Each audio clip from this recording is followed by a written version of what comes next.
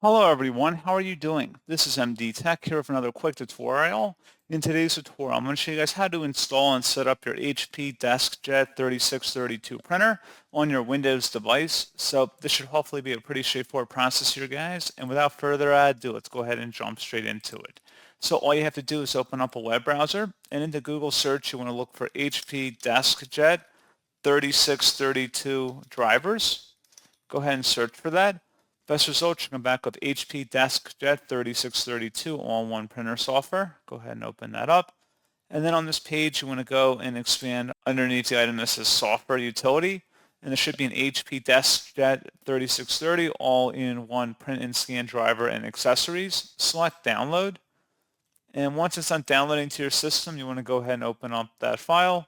And give us a moment to extract. And then you would select yes if you receive a user account control prompt, and then proceed with the installation based on the instructions you see on the screen, and that's all you have to do. So pretty straightforward process, guys, and as always, thank you for watching. I do hope that I was able to help you out, and I do look forward to catching you all in the next tutorial. Goodbye.